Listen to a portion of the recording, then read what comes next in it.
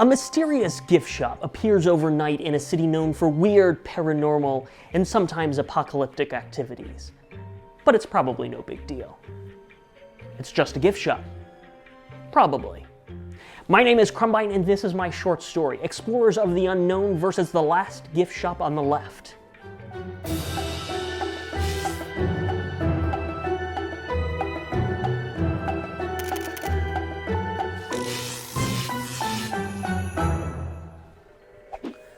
By all accounts, Greenville was a weird place. For starters, the weather was always perfect. Mid-70s, optimistically sunny, and always a gentle breeze, no matter how isolated you might have thought you were from the breeze. On its face, this might not seem very weird, but if you found yourself alone in a dark alley, a ray of that weirdly optimistic sun illuminating a sickly green, hyper-intelligent blob of undulating goop, the relative size of a commercial refrigerator, and all your clothes suddenly decided to leap 2 feet to your left through a process of molecular destabilization and general telekinetic absurdity, courtesy of the sickly green, hyper-intelligent blob of undulating goop, trust me when I say that a gentle breeze across your exposed rear in the middle of an otherwise walled-off alley would be inarguably weird. In the compendium of Greenville weirdness, a Tyrannosaurus Rex rampaged through the suburbs, a morose zombie who couldn't stand being undead was the key to undoing an apocalypse, a local library was infested with vampires, irrationally malevolent mole men from Mars chose a local office building basement as the teleportation entry point for an ill-advised invasion, and the local burger joint featured a talking trash can that got a binary gender greeting correct at least 50% of the time. By all accounts, Greenville was a very weird place. One of the weirdest spots in this idyllic American city was a short strip, no more than a mile in length, of one of the main roads that cut straight through the city.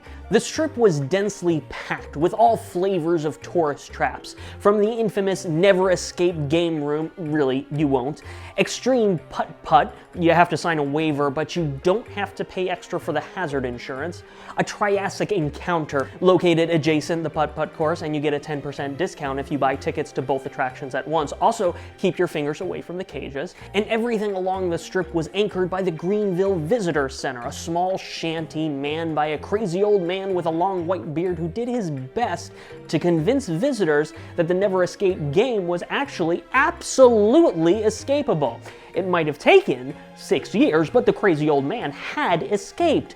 Or did he? Was the shanty and the strip just some kind of existential cosmic extension of the escape game? If you ever visit Greenville, try not to get into a philosophical discussion about reality escapism and 10% discounts with the crazy old man at the visitor center.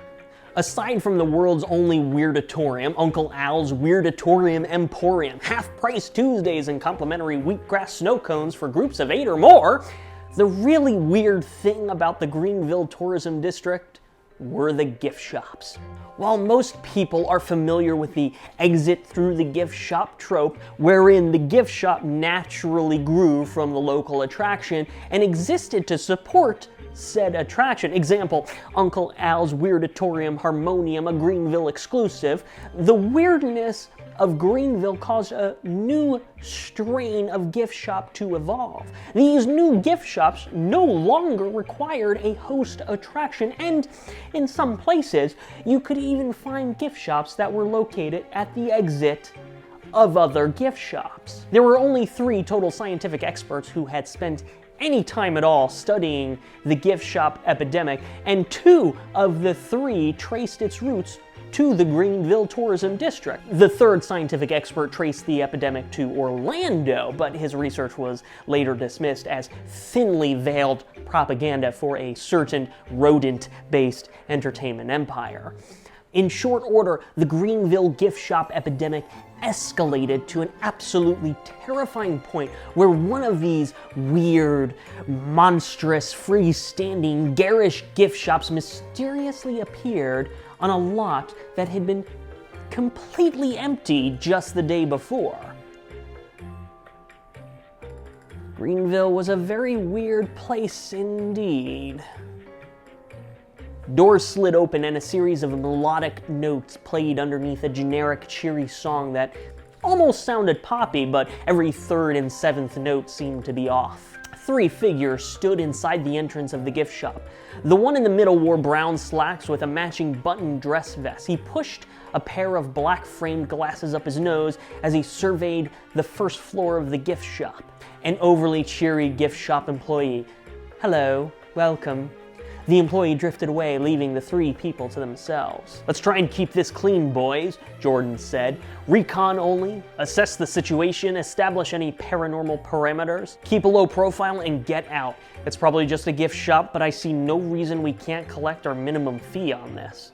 On Jordan's right was his brother Jason. Jeans, t-shirt, leather jacket, strong features and a stronger chin. He wore his hair long and in a ponytail because manly men have ponytails. "First of all, you literally just repeated everything you said in the parking lot like 30 seconds ago," Jason said, eyeballing a display of Greenville, USA shot glasses with custom names. "Secondly, it's called standard operating procedure for a reason.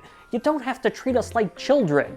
Jordan was temporarily impressed with Jason's grasp of standard operating procedures, not because his brother was particularly stupid, although it was a well-established fact that Jordan was the brains and Jason was the brawn, but because Jason usually lacked the patience to grasp anything of substance. "I think it's safe to say we know what we're doing," Jason said with a smirk.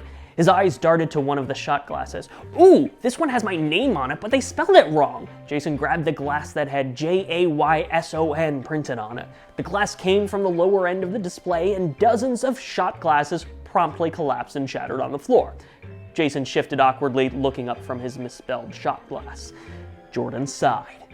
To Jordan's right, "My money's on a government conspiracy," Chris said while rubbing his chin, eyebrow arched. He was tall, lanky, and had short, cropped blonde hair. Chris wore athletic shorts and a form-fitting t-shirt, an outfit designed to allow for a maximum range of flexibility. "My guess is that the government probably set up the shop overnight as an economic stimulus." Jordan was confused. "An economic," Chris shrugged. "Hey, it's not like everything we do has to involve the end of the world," referring to the countless times the world had ended during one of their paranormal investigations. It was a trope. Jason squinted, not unlike Clint Eastwood. "Sometimes a gift shop is just that." Jason paused dramatically. The 3 paranormal investigators silently looked at each other as Jason squinted and wiggled his eyebrows in a fashion he no doubt assumed was suspenseful. It wasn't. Another long moment passed and Jordan decided Jason was finished. "Let's spread out." "A gift shop," Jason finally said through gritted teeth. In his normal voice, and quickly, he says, "Sometimes a gift shop is just that, a gift shop. Are you done?" "Yeah, that'll do." Jason tossed the misspelled shot glass in the air and caught it, placing it daintily on the shattered display. "So we're clear, though, my money is on this being a waste of time." "Waste of time or not, Milton Cranston is still paying our minimum fee. I'm not sure I trust the crazy old man at the visitor center to pay for a free lunch, much less our fee," Chris said. "Also, serious question," Jason said gravely before his tone shifted completely, face scrunched like he had sucked a lemon wedge. "Can't we do something a little more fun?" "Jason, your idea of fun is punching things," Jordan replied. "Your point is?" Jordan sighed and mentally reset. "Chris, see if you can't poke around the second floor. Jason, you're on perimeter. I'll run the spectroscopic analysis for trace ectoplasmic particles, and we'll meet back here in 10. Easy money, fellas. Can I say one thing?" Chris asked. "No." Jordan pulled a smartphone-sized gadget with a large antenna from his back pocket. "Government conspiracy, guys?" Jason asked flatly. His attention had been pulled to the interior of the gift shop. A new voice came from behind the boys. It was deep and mesmerizing, not unlike Patrick Warburton. "I can categorically deny that this is not a government operation, not even a secret one." "Yeah, I would know." Guys, Jordan and Chris spun on their heels, Jason still transfixed on something else. A tall man, broad shoulders, dressed in a black suit, stood behind them at the entrance of the gift shop. The man's appearance was not unlike Patrick Warburton. "Agent Bob!" Chris exclaimed and promptly enveloped the man in a hug that was all arms and a little leg. "Holy popsicles, dude, the last time we saw you!" Agent Bob attempted to extricate himself from Chris's embrace. "Mongolian army, viscous ooze, some really bad female character development." Jordan shrugged. "We learn. we grow. Agent Bob eyeballed the three very male paranormal investigators. Chris unwound himself and grabbed Agent Bob's shoulders. Wait a second, you're saying this whole gift shop thing isn't one of yours? Nope, I'm here same as you, Agent Bob said. My guys need to know how this place just showed up overnight. Chris's eyes went wide. Well, this just got interesting. Jordan's handheld ectoplasmic spectrometer pinged a worrisome note. Guys, Jason yelled. Two paranormal investigators and one secret government agent turned to look at what Jason was fixated on. What appeared to be the entire staff of the gift shop had gathered at the front of the store. They looked normal enough, wearing a standard uniform of green slacks, white polo, and a green vest with a shiny white badge pinned to the breast that simply read, "Hello." Hello. Welcome. Hi. Hello. The greetings echoed eerily across the gathered staff, and that was when Jordan noticed the first really weird thing about the people who worked at the gift shop. Both their eyes and their grins were a little too wide. Agent Bob squinted, less Clint Eastwood and more distressed Patrick Warburton. I've got a bad feeling about this. Chris nodded. Yeah, maybe the crazy old guy at the visitor center isn't so crazy after all. Jordan gulped. He had noticed the second really weird thing about the gift shop employees. They didn't have feet. It was hard to notice at first, as if something inside him was refusing to acknowledge the abnormality, blurring it out in the periphery of his vision. But when he focused, Jordan could look down and see that none of the employees had feet. Their legs tapered down into a single sinuous green and yellow vein protrusion that rolled backwards to an unseen location.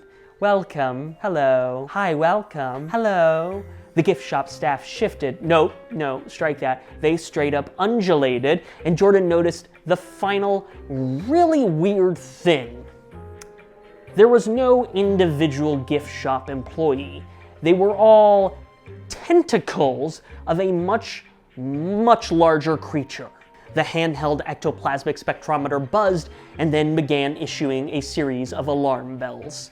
Chris pulled at his arm to stretch his shoulder. So much for it not being the end of the world. Hey now, we don't know. Jordan! Okay, fine. Agent Bob reached into his inside coat pocket. Definitely not government. Hello. Welcome. Hi. Jason grinned.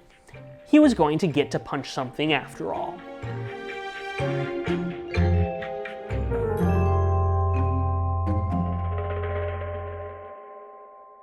Thanks for watching or listening or both. If you enjoyed this story, let me know in the comments because I'd love to write more. You should also know that there are a few other Explorers of the Unknown adventures available to read on Kindle. Links are in the description. Finally, please like and subscribe. Every little bit of support is a huge help. And if you want to be an even bigger help, you can always drop $1 or $2 in the tip jar. All relevant links are in the description. That's all for this one. Stay creative, my friends. In the annals of... I want to say annals, but I looked it up. It is annals. It is annals. Oh, okay. By all accounts, I hated how that sounded. Uncle Al's Weirdatorium Emporium, half-price Tuesdays and complimentary wheatgrass snow cones for the group.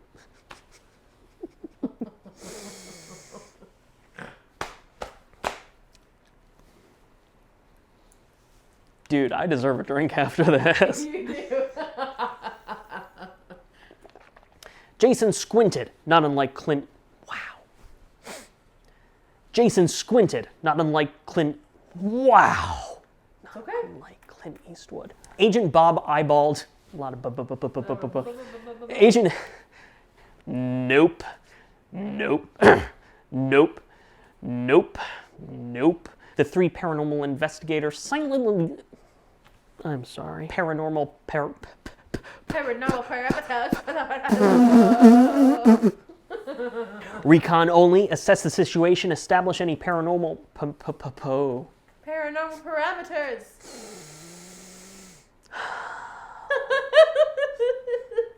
This is what's gonna break me. No. Paranormal parameters.